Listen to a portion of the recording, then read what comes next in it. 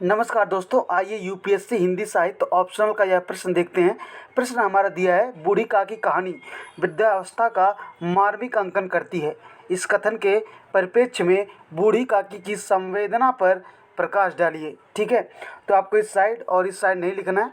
आप अपने उत्तर की शुरुआत ऐसे कर सकते हैं कि बूढ़ी काकी प्रेमचंद की वृद्धजनों की समस्या पर लिखी जाने वाली मुख्यतः पहली कहानी है, जिसमें असुरक्षा की समस्या केंद्र में है।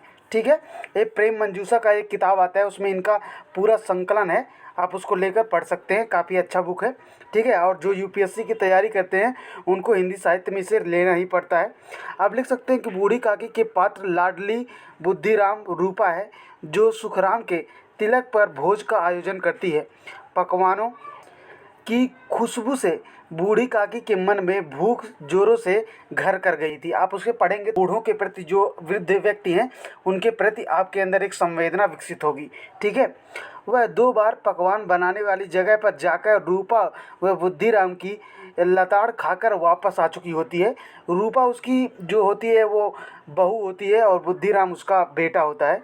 उसकी हरकतें बच्चों जैसी प्रतीत होने लगती हैं। ठीक है, अब उसी में एक कथन आता है, आप लिख सकते हैं, बुढ़ापा बचपन का पुनरागमन होता है। ठीक है, आप अगला पैराग्राफ लिख सकते हैं, वह बच्चों के समान खाना खाने को लालायित है। सारे मेहमान जाने के बाद भी रूपा उसे खाना खिलाना भूल जाती है। तब लाडली अपनी सहृदयता से बूढ़ी काकी को खाना खिलाती है। लाडली उसकी जो बेटा होता है उसकी बेटी होती है। ठीक है, उसकी नतनी एक तरह से आप कह सकते हैं। लेकिन उसकी भूख शांत न होकर और ज़्यादा बढ़ जाती है। वह लाडली के साथ जूठी पत्तलों में खाना उठाकर खाने लगती है और भूख उसकी शांत हो जाती है। मतलब जो बाहर पत्तल फेंके जाते हैं उसमें जो जूठा बचता है उसको वो बूढ़ी काकी खाने लगती है। अब बूढ़ी काकी कहानी में से आप एक कथन कोट कर सकते हैं कि ब्राह्मणी की जूठी पत्तलों से खाना उठकर खाने से शोकमय दृश्य क्या हो सकता है।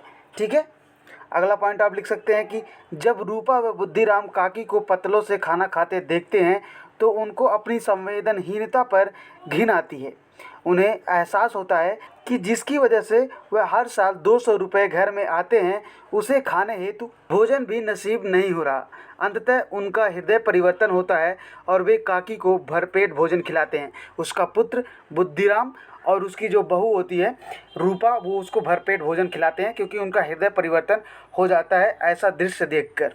अब आप कुछ और कहानियों के बारे में लिख सकते हैं ऐसे ही, जैसी ऐसी ही समस्याएं भीष्म साहनी की चीफ की दावत में विद्यमान है।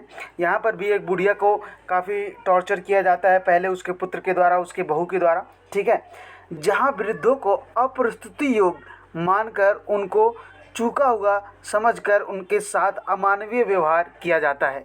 ठीक है, इतना सब लिखने के बाद आप अपने उत्तर का अंत इस निष्कर्ष से कर सकते हैं कि अतः प्रेमचंद ने अपनी सहृदयता व आत्मीयता का परिचय देते हुए उत्कृष्ट मनोविज्ञान का प्रयोग करके वृद्धों की समस्या को साहित्य का हिस्सा बनाने का सराहनीय प्रयास किया है। ठीक है, thank you so much for watching this lecture.